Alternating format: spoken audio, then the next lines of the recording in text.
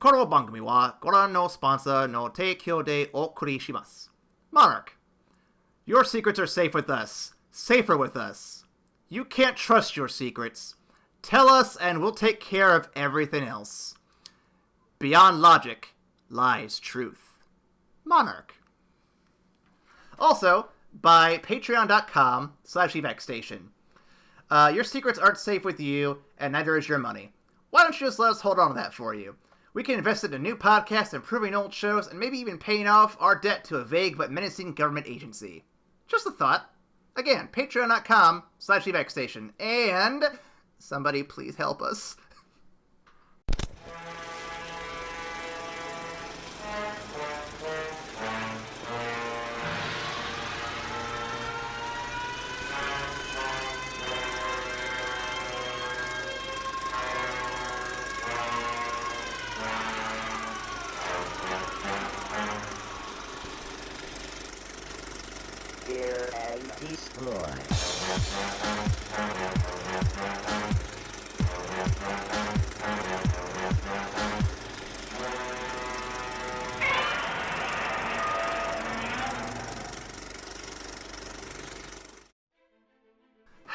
I didn't write an intro for this episode, so welcome to the After Credits Cast.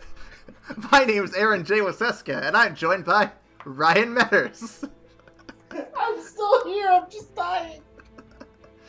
Ryan has been very fun to amuse tonight. He drank some vodka, everybody. I did. I had a drink or five. Anyway, I'm excited to talk about tonight's movie. We are. Yeah. We're both excited to talk about this movie. And before we get into talking about any kind of movies, I have a quick little ditty for you. You should go over to patreon.com/evacstation.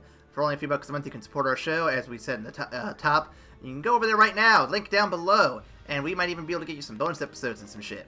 And if you don't want to go there, that's cool. Go over to YouTube, or iTunes, or Peepa, or Google Play. If you go there, make sure you give us positive reviews, thumbs ups, likes, subscribes, ring the fucking bell, whatever the fuck that's all about. They added that like a year or two ago. I still don't understand why they did that. Whatever. The point is, review us on things. The more people see us, the more people see us, the better we can do with our show, because that's more people who can tell us what they like, what they don't like. They can give us Patreon stuff, all that cool stuff. So help us out. It would mean a lot.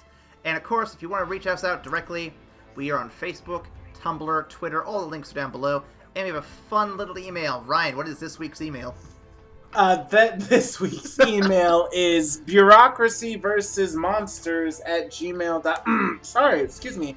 That is evacstation@gmail.com.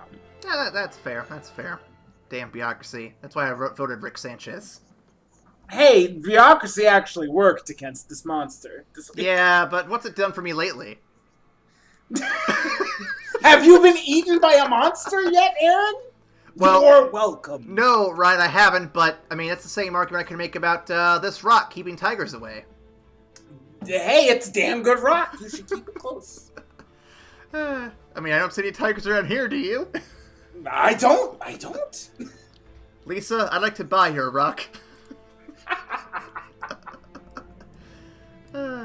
We gotta do a Simpsons movie at some point. We have to. It'll be nothing but Simpsons quotes the whole time. We truly should. I would love to bathe in my adolescence with that shit. Mm-hmm. Well, I didn't watch that this week, but let's move on to our next segment. What you watching? Ryan, what have you been watching? Good lord, I should have prepared two of these. What have I been watching? Well, have you been playing something? Have you been reading something? Have you been, fighting something? What have you been doing? You know what? I have been playing something which is really, really cool, and it leads to something that I've been watching. So I've recently been playing a PC game called Pillars of Eternity 2, which is a really, really boss-ass, real-time RPG that you can play. It's a really great game, very well designed, a lot of fun, and I've been having a great time with it. But the thing that drew me to it, and I got it as a Christmas present, the thing that drew me to it was that the cast of Critical Role actually did a voiceover pack for some of the main characters in the game. So you can essentially adventure with the voices of Vox Machina while playing Pillars of Eternity 2, in which case you are a pirate that is hunting a god because it stole a piece of your soul. Nice. That's it. That's the whole thing. Just go. It's so much. It's a lot of fun. I've killed gods for less. It's fine. It stole a piece of your soul. Shit, you gotta go get that back. Yeah, but I mean, I killed a god one time he for stole taking your pizza, levels. So he stole your levels from the first game. You gotta go get that shit back. Go get it. I'll just grind for more. It's fine. There's more pigs over there. So I want to hit on the Vox Machina thing real quick. So I'm at a point in the series now. I'm still in season 1. I'm taking my time with it. I'm enjoying every episode. You should. You should. Yeah. I'm at the point now where I've actually experienced my first character death. Oh, man. Technically, it's the second. Grog technically kind of died sooner, but let's be real here. He wasn't gonna die. He's a fan. He came back, literally, within the same episode, in 10 minutes, so it's fine. But no. So, I don't know how familiar you are with the Season 1 stuff, Ryan, but Percy actually was the first one to, full-on die by the end of an episode. And they bring him back in the following episode, but it was just wow, I didn't expect to actually get anyone killed this season. This is ridiculous. Yeah, so I fully jumped on with Season 2. And spoilers, although this came out months. I've heard about this one. But yeah, no, I was actually watching the day after when Molly Mock died, and I was at work, and I could not fucking believe it, and I was super pissed because Molly Mock was my favorite, but fucking blood hunters, man, they're too risky. But I think that adds a real awesome element in the games from Critical Role, is that while they're having a great time, the degree of danger is real, and Matt will not shy away if the dice calls for someone to die. I can respect that. It makes really sad. It makes really sad episodes, but they're really, really impactful, and the rest of the group feels it and are so close knit that they feel it when a character dies. Really? So you get a lot of that real emotion, and it really enriches the game. So it's sad, but yeah, no, that's a real element in the stories that Matt Mercer weaves, and that's why I think he's one of the best DMs of all time. Yep. I aspire to be like him if I ever get the courage to actually run a game. I aspire to be in a game run by someone like him because I don't have time to run a campaign anymore, but I'd love to play in one again. Yeah. You don't even need to be as good as him. Just give me a story I give a shit about, and make it so I can be a character who isn't boring, and I'd be down with that. Nicole had a pretty good session going for a while, but school stuff happened and she kind of had to stop. So, but time is a real thing. I will say that if when my girlfriend ends up moving to Chicago, which possibly due to time shenanigans, she may already be here by the time you guys are listening. Mm-hmm. Fucking Cagliostro. Anyway, she has expressed interest in real RPG experience. She's only played one session of D&D, and it was with people who weren't super serious about it, like I am and my friends are. So I may or may not have to actually put together a really good RPG experience for her, and that may or may not become a real thing. So we'll see. If you're open to the idea of doing a D20 or Roll20 thing, let me know. I might jump in on that. We will see, Dagnabbit. I just might. But to do I hope you like being a vampire, because I think she wants to play that. Now, do I have to be a vampire, or can I be something that fights vampires? We'll work it out. We'll work it out. Okay, so I was gonna say, if I have to be a vampire, I'm gonna be Alucard from Hellsing. Specifically Hellsing Abridged, but Hellsing nonetheless. Of course. I'm a fuck-mothering vampire.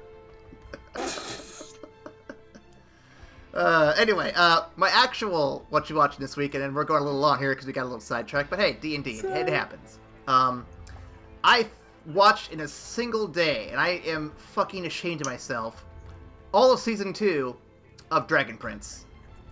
Damn, season binge. Was it that good? It's also very short. Every episode's like 20 minutes, and the season's like 8 or 9 episodes long, so it wasn't long. But okay. I got it done in a day while doing other stuff and everything. Man, I wish it had kept going, though. That finale, just like, oh, you just had to stop right there, you motherfuckers. They gotta leave you wanting more, man. They gotta leave you wanting more. Yep. So I'm gonna try to explain it without spoilers. The goal of Season 1 is carried over, but certain things have changed to make that a little trickier. Friendships are tested in ways that are very fun and creative, and I actually really liked. And some harsher truths are let out that really force characters to grow up and change in ways that I honestly didn't expect them to do. And it's a very good season. Like, definitely a good follow-up to the first one. It's just way too damn short for my taste. I understand that. I felt like that for the first season of Castlevania. It was just like, this is real good, and there should have been more fucking episodes. Uh-huh. No joke. I agree with you on Castlevania, too. Man, Castlevania's so good. But alright, if you have not had a chance to check it out, there are 2 seasons out now. Fucking get on that, man, because Dragon Prince, it's so good. And the animation actually is smoothed out a bit in Season 2 as well. Either I'm so used to it I didn't notice it, or they smoothed it out just a bit more, so... Yes, 100%. And speaking of things smoothing out, let's smooth out our Godzilla week with our next episode. Welcome to the penultimate episode of our first foray into the Kingdom of Monsters. This week we'll be talking about Shin Godzilla, released in 2016 and directed by both Hideaki Anno and Shinji Higuchi. It would go on to gross a worldwide total of $77.9 million, and if Wikipedia is to be believed, that is 5 times more than what it costs. Which is fucking nuts, both in the fact that it quintupled the amount that it cost to make, and also that they were able to make such a bomb-ass movie on what seems to be kind of a small budget, because this was nuts. To be fair, though, a lot of scenes are like just a bunch of like bureaucrats in a room, which you could probably get that pretty cheap. You probably get that pretty cheap. You know, that in and of itself is fair. It allowed them to like spend like the majority of the movie, the majority of the budget on the scenes that they really needed to look good. The other scenes were just carried through, I don't know, fucking storytelling and great acting. Shit. The cast includes, and I forgot to write it down, so I have IMDb open to help me out here.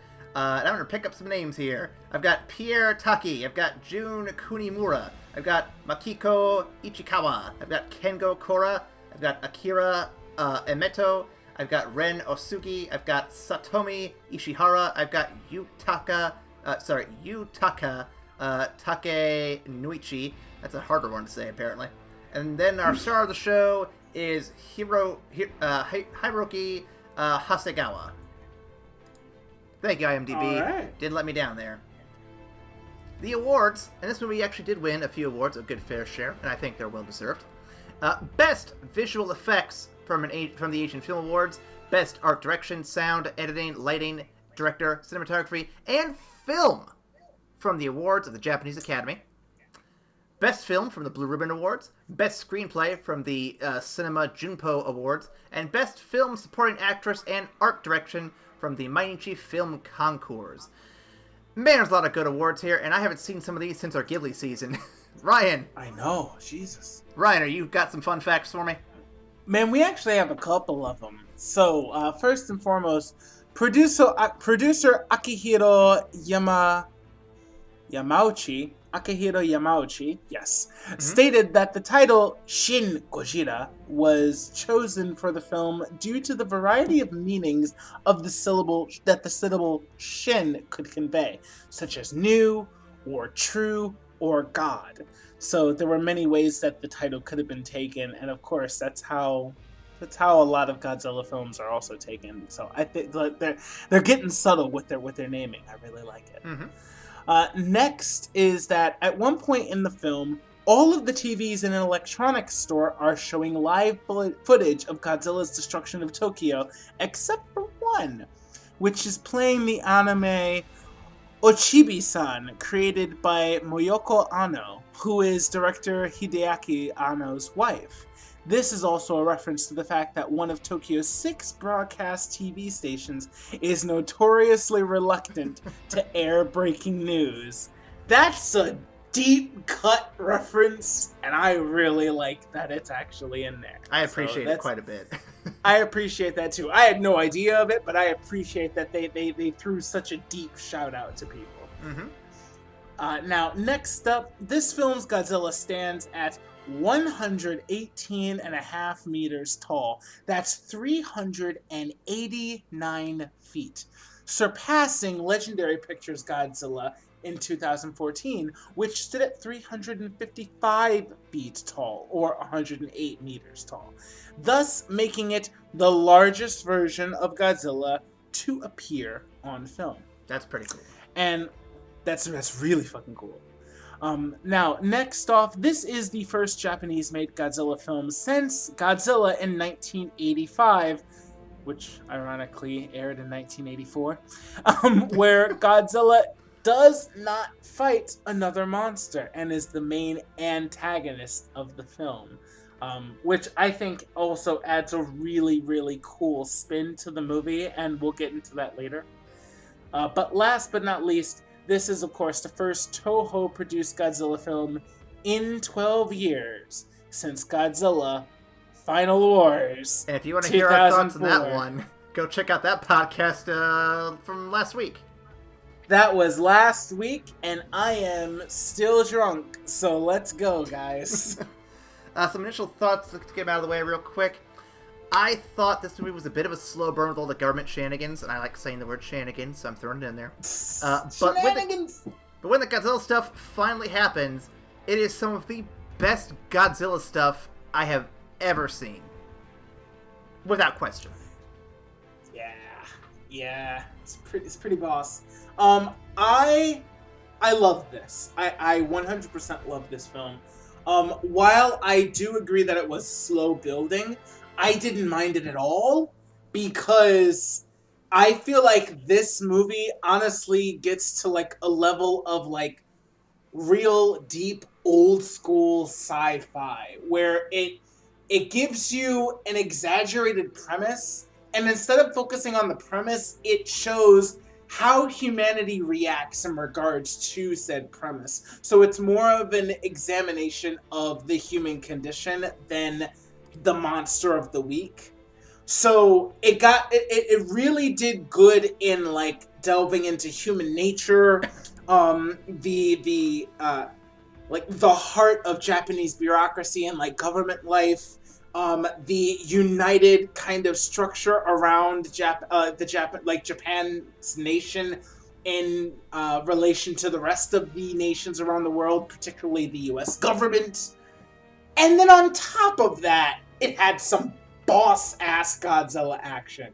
This movie had a lot in it for a lot of different audiences. And for it's a one low of my budget. favorites. And for such a low budget, yes. This is one of my favorites that we've done. It's up there. It's up there with King Kong. But I'm gonna reserve judgment. Suffice to say, I really liked it. Yeah, we should jump into this real quick, and we can get into that, because there's some deep cuts here, Ryan, I want to get into that I found on researching this one, so we'll get into that. Ooh, okay. I've been asked to remind you, from our sponsors, Monarch, that the following retelling doesn't reflect accurate events. The following events are either from a parallel universe, or they simply are lies from the Japanese government. It was easier to make this disclaimer than censor everything. Oh, I wasn't supposed to read it last part. Yeah. Moving on. No! The film takes place in modern day. Something is in Tokyo Bay, flooding tunnels and breaking boats. You know, typical stuff. It's a little inconvenient for the commutes, though. And people died. That's important. Government officials spend several minutes meeting and holding press conferences until the thing emerges from the ocean onto land, surprising everyone that it could do so. But why are we surprised by this again? Except for that one guy who said, hey, it could possibly come on land. Yeah, but that's neither here nor there. That guy knew it was up. He's the real hero. I bet he died, like, off screen somewhere. This low-profile, googly-eyed monster is something like a tsunami, bringing massive amounts of water and destruction onto land as it stomps through the streets of the Kamata district. Man, I butchered that first pronunciation. Of Tokyo. It eventually stands upright in a menacing form, and then leaves Tokyo for reasons unexplained. I think he just got tired of everybody, harshing on his grill. An American envoy, Kyocho, meets with Hakushi, leader of the research task force, to figure out what this creature is and how to stop it, and maybe make some googly eyes to another. Her government has gathered details on the creature from a rejected academic on the subject. Never trust an academic. They're just going to try to fill you with knowledge. That's just gross. The creature is finally given a name, Godzilla. I guess roll credits? The creature returns, now bigger and more, and going more into the midst of Tokyo's most populated districts. When the Japanese bombers fail to destroy Gojira, Trump gives the okay to drop bigger bombs. Not actually Trump. I just want to make everyone know that Trump was never in this movie. I don't want to give him any more credit than what's due. Anyway, they wound the creature, and it responds with a hauntingly beautiful scene of atomic rays, fire, and dorsal fin beams. I think it's a new thing for the series to do, so kudos for you guys coming up with a new idea. The humans discover a weakness of Godzilla, utilizing its blood in combination with a coagulant to freeze it. I'll be back to kill the dinosaurs with the Ice Age. Get out. Get out, please. So everyone in Japan prepares to go with Operation Mr. Freeze, while Americans prepare bigger nuclear weapons, because that'll basically wipe Japan off the map for good. Good work, Mr. Trump. USA! Good work, Mr. Trump. Make America great again by blowing up better countries. That's the way to do it. Meanwhile, Godzilla's taking a nap. The laser light show wore it out, after all. The humans come back near the end of the 2-week time before America drops the bombs for one final attack. Train bombs, coagulant delivery trucks, and wave after wave of drones are destroying the final rampage from Gojira as it defends itself. But they slow it down just enough where they can deliver the freezing agent. The coagulant.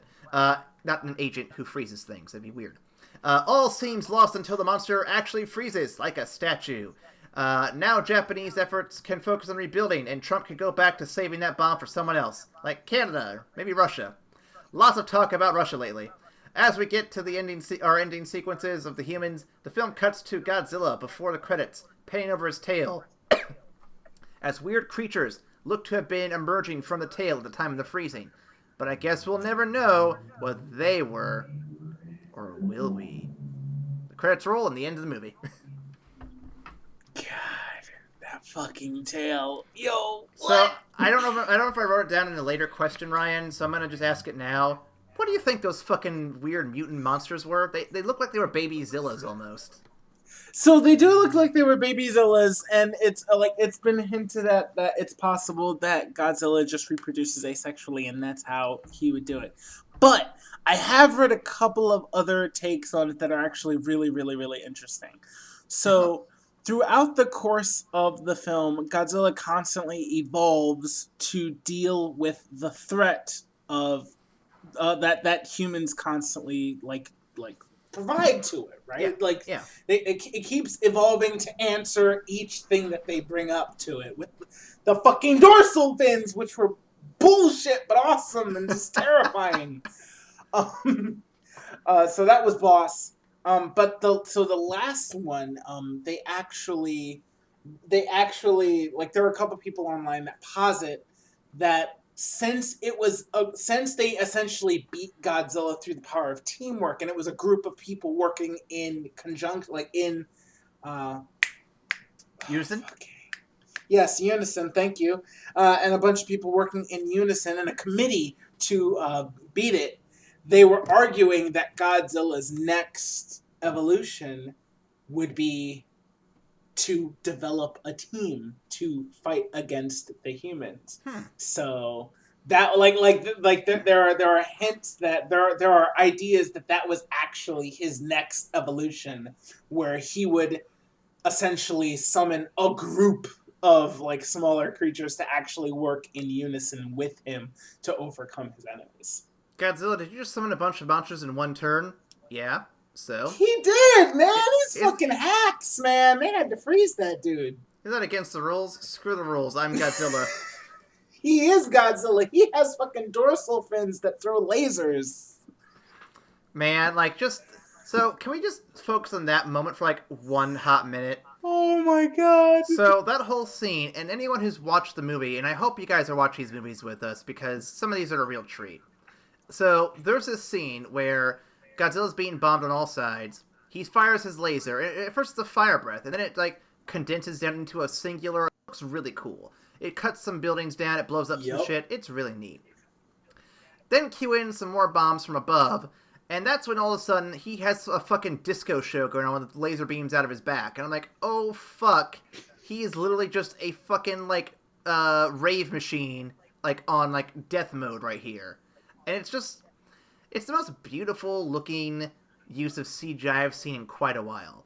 And I just am accomplished with this. Like, they made something new and terrifying out of something that we've seen a million times, and it is impressive they could pull that off without that getting out and being a big deal. Like, this movie's been out for a couple of years, Ryan, and we didn't even know about it until we saw this movie.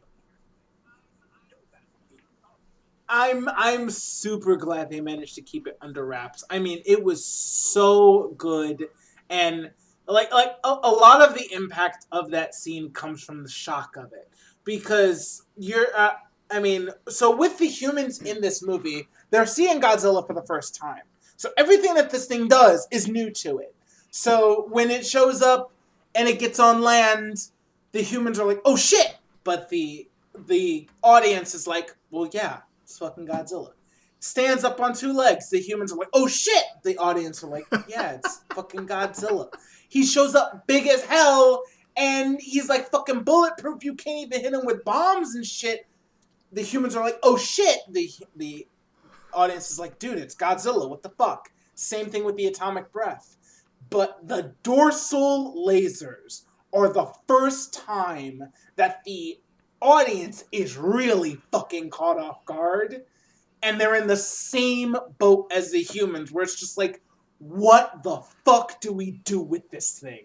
This thing is terrifyingly powerful. The fact that it now has a defense mechanism that can throw lasers from a bunch of different angles from its back that goes for fucking hundreds of feet to intercept bombs, and if he turns, those lasers are still fucking full power enough to cut through buildings. I had to look it up to make sure, because when I was writing this up, I'm like thinking to myself, okay, this might be the first time he's done dorsal fin lasers, but I don't know 100%. And I looked it up. I couldn't find any instance of it anywhere else. So this is the first for him. And it's just impressive they keep coming up with new ideas on what to make this thing do. And I gotta give kudos to the director, and let me find his name again real quick. I wrote it down. I don't remember where it is now. To Hideaki Anno and Shinji Higuchi. You guys knew what you were doing with this one. You guys pulled it off really good. So, kudos to both of you. Seriously.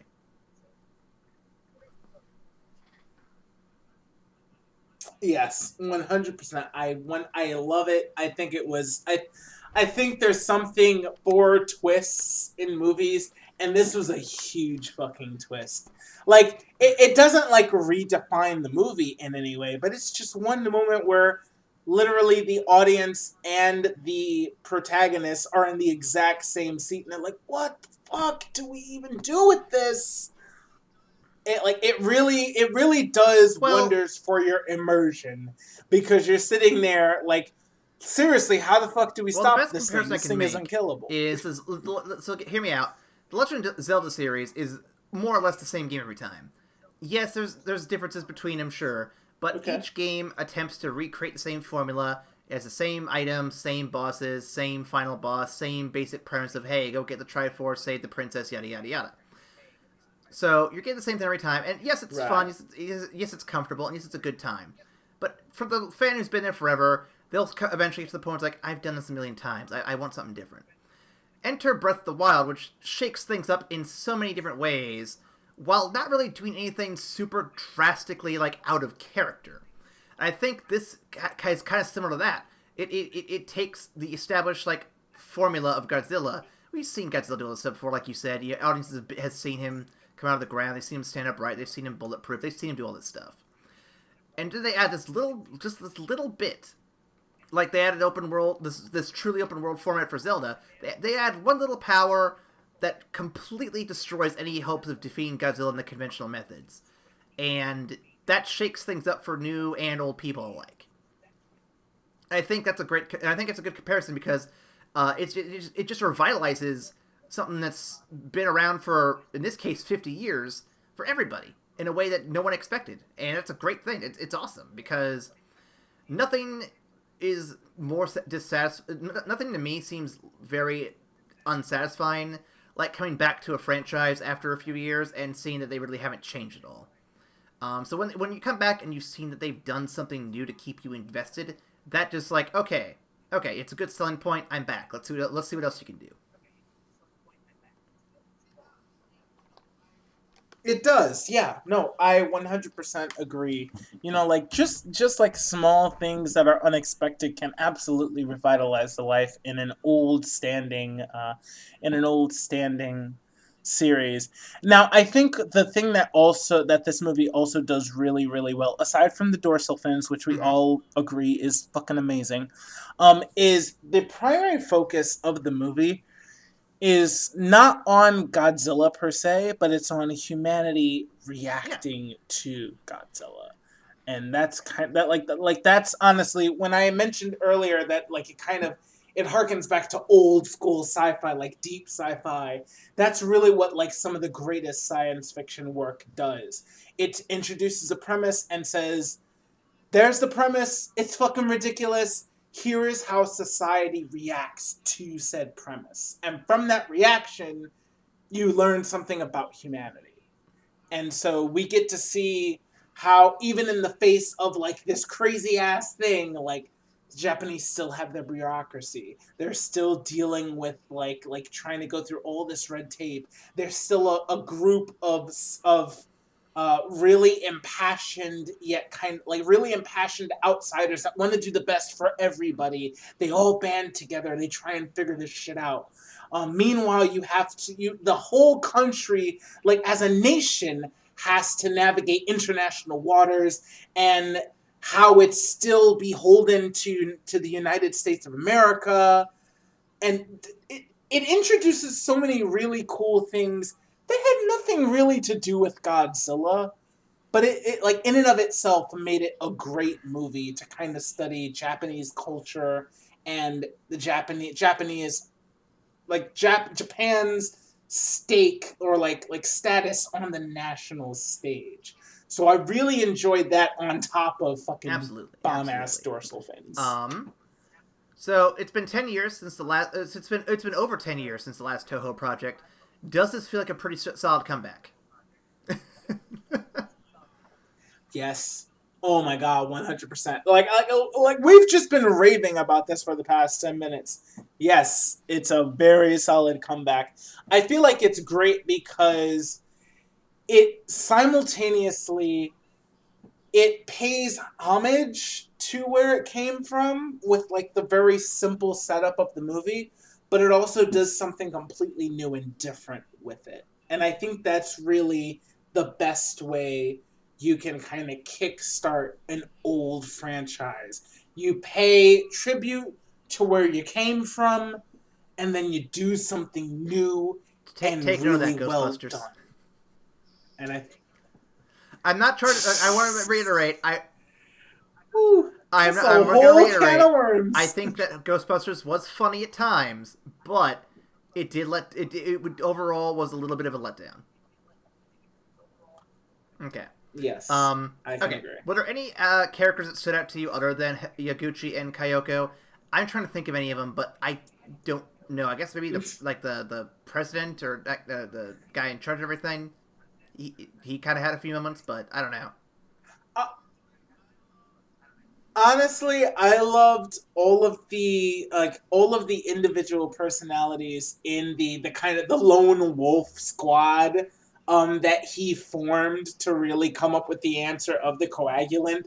I feel like they all had distinct personalities and it made them really engaging and really enjoyable to watch. They were all on the same page, but they were all so different that you were really invested in each individual's input and how they all came together for this answer as a whole.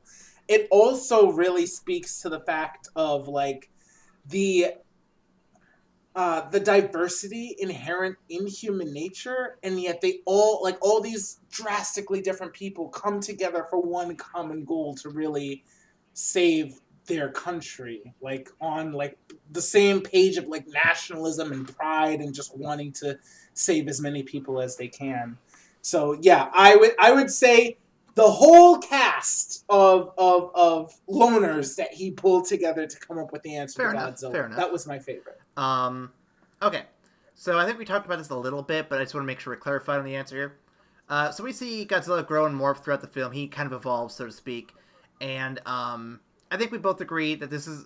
I guess we didn't really agree on this. We haven't really discussed this part. But do you think that this metamorphing, this growth thing he does, is this a good idea? Do you think it works for the movie? And then why or why not? I think it worked. I personally enjoyed it. To be quite honest with you, when we first see him, I did not think that was Godzilla. It was really goofy so far removed from what I know. It was super fucking derpy, and I was just like, okay, so this is the monster that shows up to terrorize, and then Godzilla shows up and fights that monster, and we're good. But then it stands up, and it stretches its neck out, and it has like those 3 small dorsal fins, and I'm like, holy shit, is that Godzilla? And then he leaves. And then he comes back and he looks more like Godzilla. And then he leaves. And then he comes back and is like, no, this is terrifying. This is Nightmare Godzilla. So I also like that they worked that into his, like the idea that he can rapidly mutate to adapt to whatever environment that's presented to him. Like that's like one of the things that makes him so terrifying and so like such an advanced threat that literally whatever advantage you have against him, he's gonna like rapidly evolve to counter it. So I like that they did that. It was again another breath of fresh air into the series. Like we actually got to see him become the Godzilla. I think that the first form is... I like the whole thing. I think it's a really good idea too. I think the first form is definitely like beyond derpy to me. I think when we first saw it, I'm sitting there thinking, is this really gonna be what Godzilla is this time around? I know they're gonna grow it up at some point, but like, is this really what you want to start it off as? But then I think to myself, if I'm like in real life seeing this thing, it's still terrifying what it's doing, and even if it's not like doing this stuff, the fact of the matter is, it's still a haunting looking thing. Like, yeah, its eyes are derpy and googly, but just look at it again, like on all the blood it lets out as it's moving around. It's still very chilly and very haunting to look at. So it's not like it's like, you know, a cuddly little monster. It's just spooky. Yeah. I couldn't tell if it was blood or what the fuck it was. It's just like, is it like gushing blood from its neck? I interpreted it as it was just getting over its like adaptation from water to land. So I think it's like bleeding out until it can start breathing air completely. Yeah, I guess, man. But you're right. It straddled the line between derpy and horrifying. So it's just like, I honestly don't know what to make of this because it's ridiculous and it's also terrifying at the same time. Like this weird like stutter shuffle that it was doing to make its way through the city. It's just like, even though it's not offensively terrible, it's still like destroying a good amount of shit just by walking. And then it stands up. And then it stretches its neck out. And then it comes back and it's got like armor. And then it fucking breathes fire and lasers. and then fucking lasers out of its back. It's just like shit. It just keeps getting incrementally more terrifying. But it started out from a very interesting point. So yeah, I love it. I love the. So this next question, Ryan, you'll see a couple links there that kind of give some background to the reasons behind this question. So if you want to click on them, you can. But I'll go ahead and just jump into it, and you can kind of give your piece if you like. So what is the meaning behind this iteration of Godzilla, and what is the meaning behind the events of the film, you think? All right, you're gonna I'll let you expound on it a little more. Let me expound by going over the history or like the previous Godzillas. And I'm gonna read an article from Giant Bomb, or I'm gonna at least give a little bit of a breakdown of it. So bear with me. In the original '54 movie, Godzilla represented the destruction and fear of nuclear weapons and the energy in Japanese society in the wake of the Second World War and American occupation. It was not just the Japanese who feared this new technology, though it was certainly new in its. They certainly knew its power for more than most. In the United States, Them, a movie from the same year, was a story about giant ants created from nuclear fallout from bomb testing in Nevada, and it ends in a speech with Dr. Medford, played by Santa from The Miracle on 34th Street, about the unknown dangers of nuclear energy. Fast forward to the Godzilla movie, and it's kind of the same thing. He's created from bomb testing over the Pacific. He attacks Tokyo, who are very familiar with the bombings from World War II, and yeah, he represents the consequences of unknown atomic energy usage.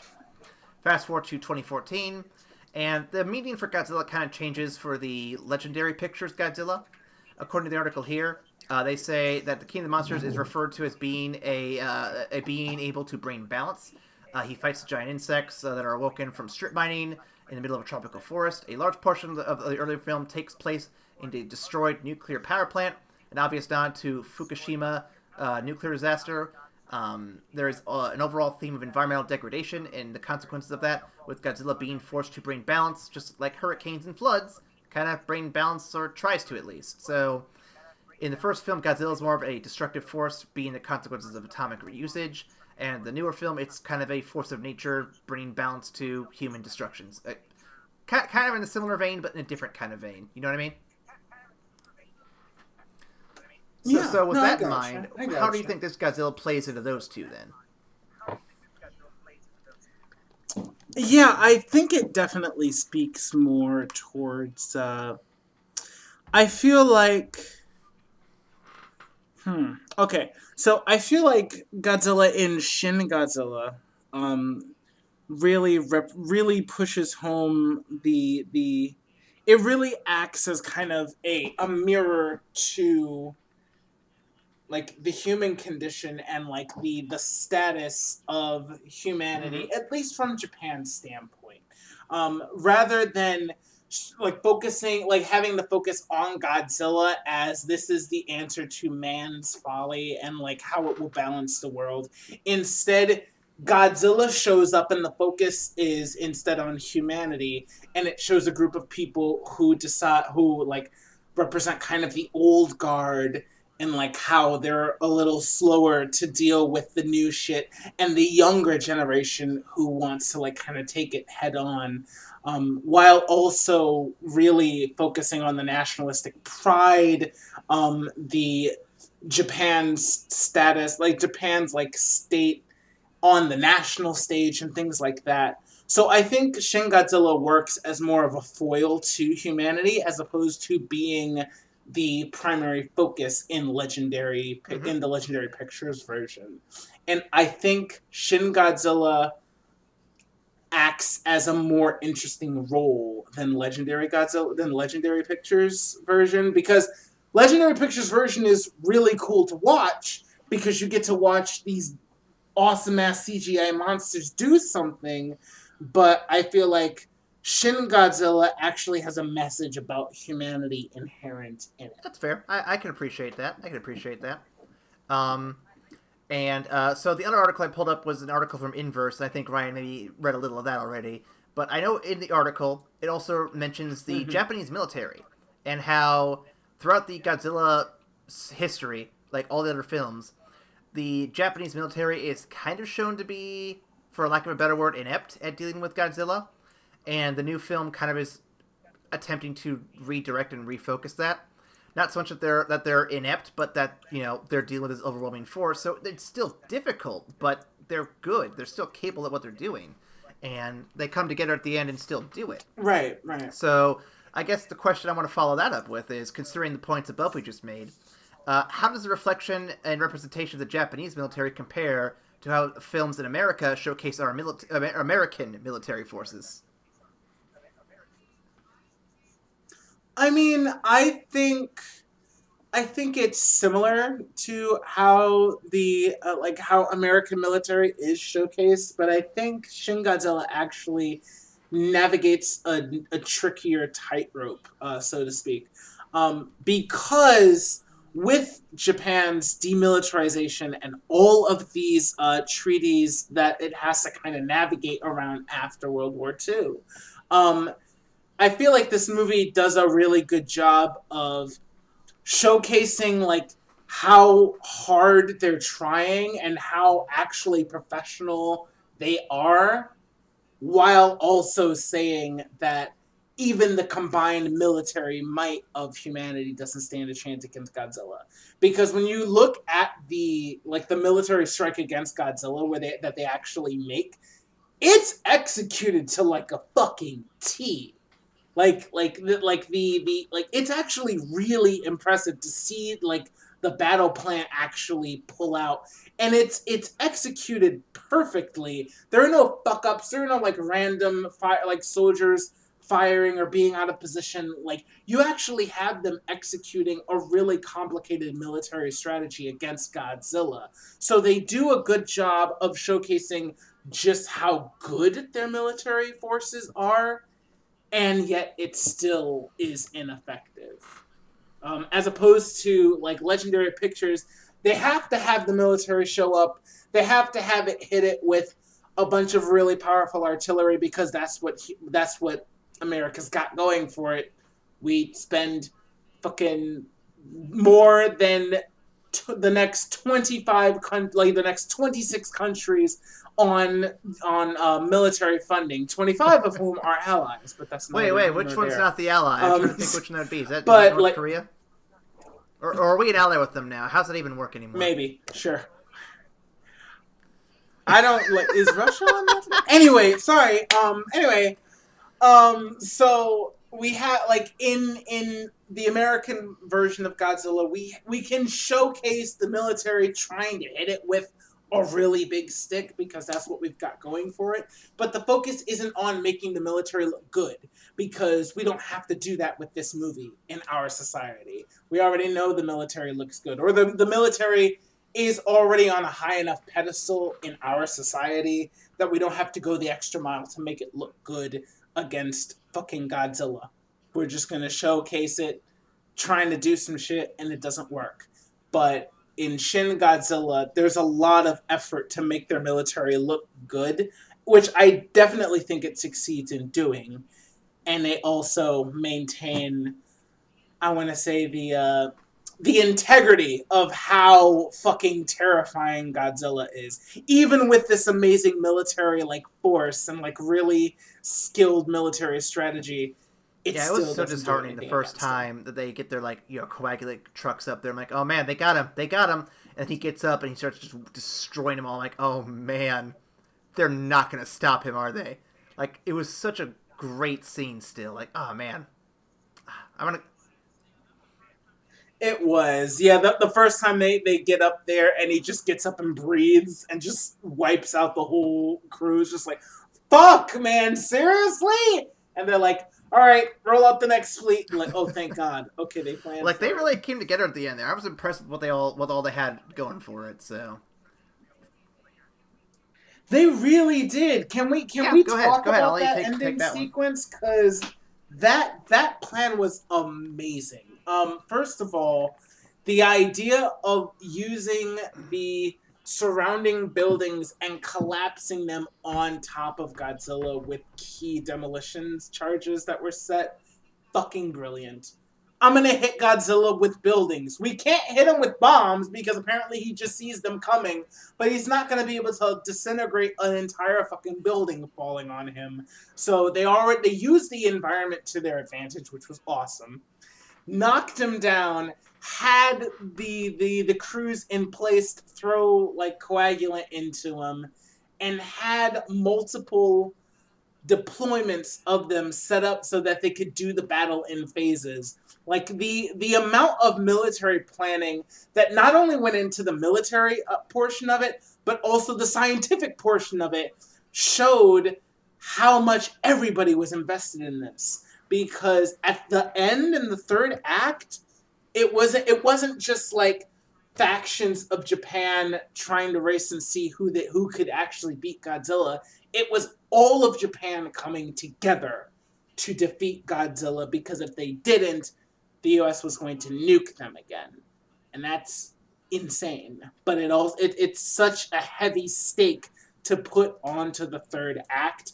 And I really think it helped to raise the tension and both really help you cheer for the country as a whole when they were going up against Godzilla. But I loved the plan that they came up with. What did you think about it? I really enjoyed the plan too. I liked how at first I like how the audience was not let in on it to start with, because when you have the whole bring in the next phase after he destroys all those trucks, it's kind of like a little twist, not really a huge twist, but a little twist for like the audience, like, oh wait, they had a plan for this?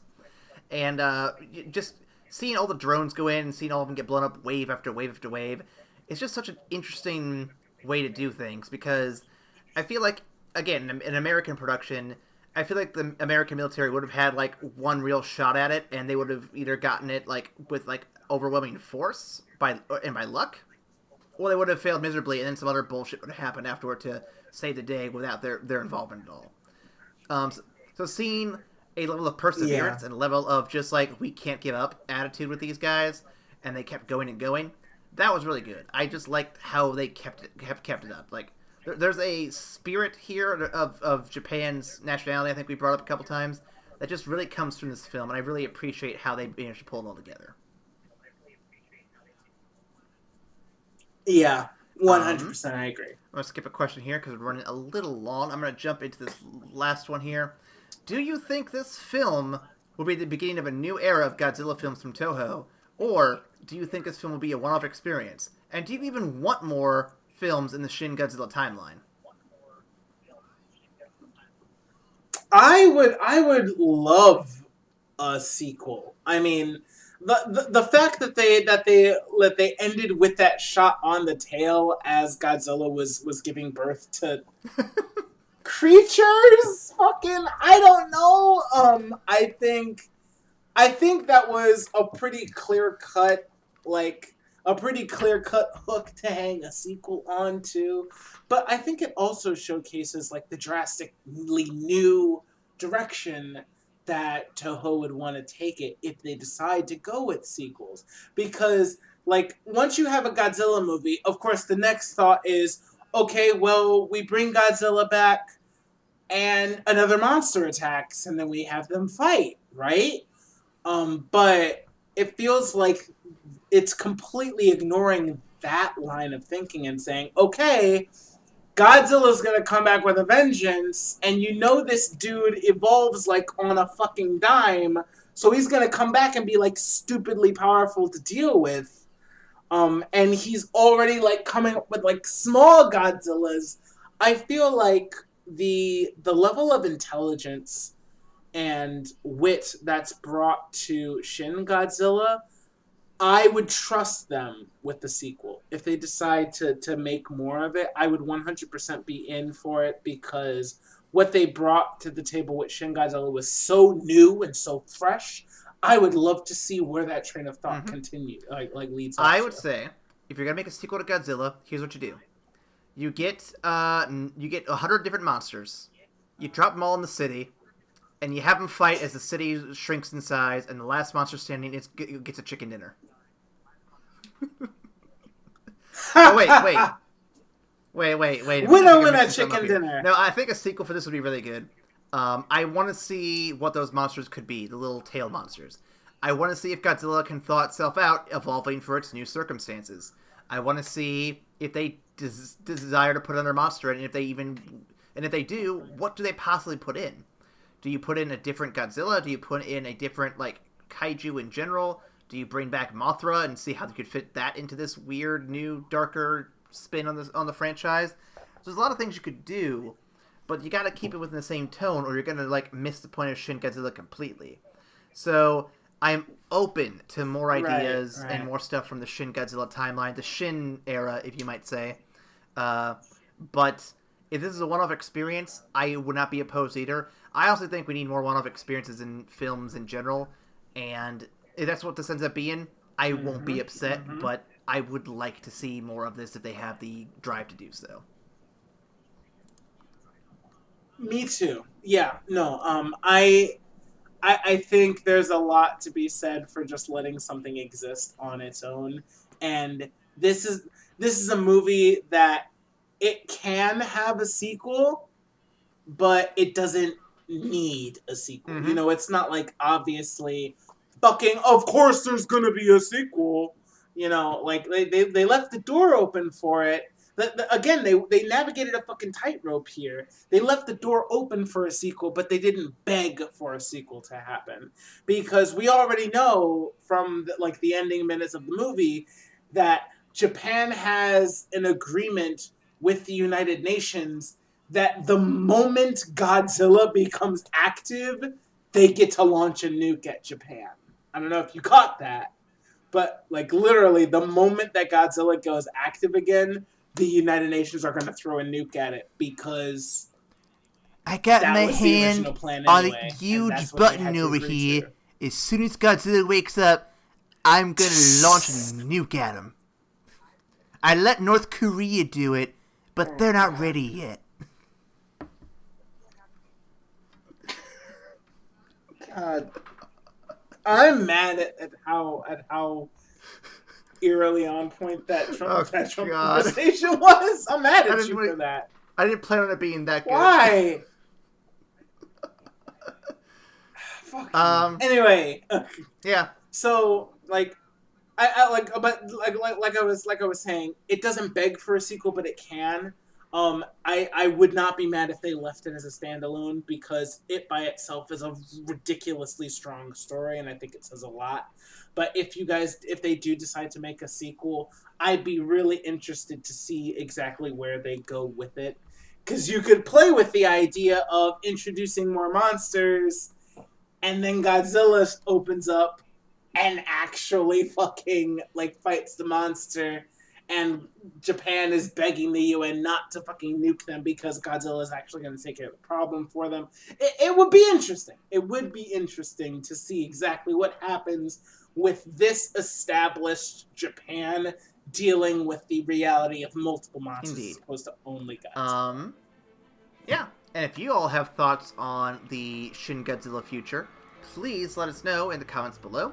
Also go to Facebook, Tumblr, or Twitter. We can be reached out there very quickly. You can also go to our email. Ryan, what is that email? That is scalytailbabies@gmail.com. I'm sorry, excuse me. That is evacstation@gmail.com. Some of those get me pretty good. That was a solid one. Yay! I'm going to do a quick round of triv. I have a lot of questions, but I'm going to shorten it down a bit. I'm going to skip a few. Ryan, are you ready for some Zilla triv? Alright, let's do it.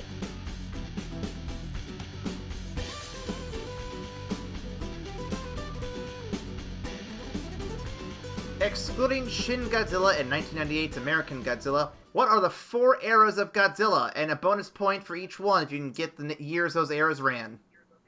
Bruh, you are asking me too hard of a question. I don't fucking know. My first era of Godzilla was 1998, hearing Puff Daddy do a remix of fucking Kashmir with Matthew Broderick. Well, Ryan, I can tell you these eras real quick. We got the Showa era from 54 to 75. We got the Heisei era from the 84 to 95. Then we got the Millennium era, which we did mention a couple times, from 99 to 04. And then the current one is MonsterVerse from 2014 to now. And that makes sense. Yeah. Okay, that's the legend. That's the legendary features. Yep. Next one, Ryan. I got a few Marvel-related questions because Godzilla was published by Marvel Comics for a time, and really, there's some fun shit. There's some fun shit I found. For example, what division of S.H.I.E.L.D. was created to stop Godzilla? And bonus, you can guess who was on this small but scrappy team. Oh my god, what would they have called it? Okay, so Shield was the main thrust of it. Sword was their space their space faction that dealt with extraterrestrial shit. What would have been monsters? God damn it. I'm gonna tell you right now, you're overthinking this way too much. No! Fuck. Alright, I'm gonna guess Spear and be completely wrong. It's fine. It is Godzilla Squad. I literally almost threw my water bottle. God damn it. I won't read all the names, but the only name you would probably recognize is Dum Dum Dugan. He was on the squad. Dum Dum Dugan! He was hunting Godzilla! It's pretty cool. I'm so mad. It's so fun, but I'm so mad. Who was the first Avenger to directly deal with Godzilla? Ooh. My guess would be the Hulk. As the only person who's probably strong enough to actually possibly go toe-to-toe with it. Surprisingly enough, the first Avenger to deal with him directly is Hank Pym. Really? Oh, fuck it. Okay, yeah. Ant-Man, Goliath. Yeah, okay. Now, Stark does create technology for S.H.I.E.L.D. to deal with it, but he never deals directly with Godzilla, as far as I recall from what I read. So that makes sense because he can grow to physically deal with it, but he's also a scientist that can break down the threat of Godzilla. I can see that. In the comics, he apparently shrinks Godzilla down to a more manageable size, but he gets away, and then he grows back up, and then the Fantastic Four are brought in to help out. It's pretty cool. The Marvel publication ended after 2 years. How did the Avengers actually beat Godzilla at the end of those 2 years? You're going to be very disappointed with the answer. I hope you know that. Aw, boo. As long as they didn't bury him in the Antarctic by, fucking collapsing a mountain on him. Fucking Final Wars. Anyway. Shit. It's one way to make Godzilla really mad at you. What would have been... Shit, dude. I don't know, man. What was it? How'd they do it? Okay, I'm going to read this verbatim from what I got from the wiki. The Avengers, working alongside S.H.I.E.L.D., allowed Godzilla's one true friend, Rob, to persuade the monster to return to sea and leave the U.S. peacefully. Who the fuck is Rob? I think he's one of the guys on the squad, Takiguchi. But there might be another Rob, too, that I'm not familiar with. They didn't give a last name when I was reading this part, so I'm hoping it's the same one, but yeah. That's what it says in the wiki. I'm like, okay, I'll write that down. We'll see if I get a laugh out of that. Incorrect. The only acceptable answer I would have taken is Rob the fucking robot from Smash Bros. Other than that, no. That's fair. That's very fair. 2 more here. Godzilla would return in Marvel Comics sometime later as a mutated by what Marvel villain? Who deals with mutations? Like forcible mutations? No, it wouldn't be X-Men. I would think they did it with some type of radiation since it's fucking Godzilla. Maybe gamma rays, maybe Abomination, maybe fucking... what was his name? What's the fucking... The big brain dude? Oh, you're thinking Leader? You're thinking Leader? No, not Leader. The guy who was hinted at the end of the Ed Norton Hulk. Yeah, that's the Leader. That's Leader? That's the Leader? Yeah. Okay, yeah, then that's my guess. The answer is Dr. Demonicus. I don't even know who that is. I keep putting all of this thought towards my answers, and you keep pulling the fucking rug out from under me.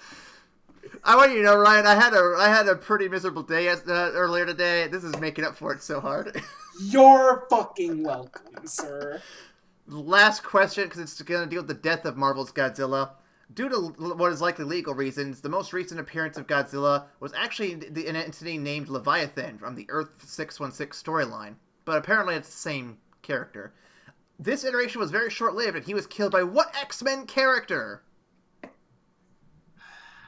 X-Men killed. Okay. I got my hands on the rug right now, ready to pull it out from under you. Leviathan. Hold on. Why would it have been called Leviathan? Well, it's something to do with an island or the ocean. I would think some type of water-based X-Man. Maybe Storm? Nah, probably not Storm. It was an actual X-Man and not just like some random mutant? It was an actual X-Man, yes. He may not have been an X-Men at the time, but he has been on the X-Men for sure that I know of. I am going to guess Bobby Drake, Iceman. You are so damn close. So upset right now. It is one of the original X-Men. It is Angel when he goes to his Archangel form. Boo! How the fuck? What? It's a dude with wings! Wait, okay, you said Archangel form, so he has metal wings. Did he fucking cut Godzilla to death with metal wings? Is that From what I read, he shoots his like wing his metal feathers at Godzilla, and somehow it takes it down. Boo! I know, it's so disappointing. Boo hiss! I told you, man, I had my hands on the rug, I was ready to pull it out from under you. Mad. Well, end this damn podcast. Lord have mercy. Speaking of pulling the rug out from under you, we're going to finish up with a final thoughts discussing whether the movie was a gold, silver, platinum, or one of the other ones. There's so many of them. Ryan, what are we ranking this movie as? So again, with the focus on humanity as a core pillar of the movie, a look at like nationalistic viewing, like leanings, and just like a general consensus on the human condition. I loved this movie.